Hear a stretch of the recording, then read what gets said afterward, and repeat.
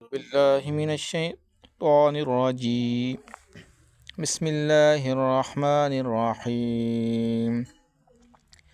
ومن الناس من يقول آمنا بالله وباليوم الآخر وما هم بمؤمنين يخادعون الله والذين آمنوا وما يخدعون إلا أنفسهم وما يشعرون في قلوبهم مرض فزادهم الله مرضا ولهم عذاب أليم بما كانوا يكذبون.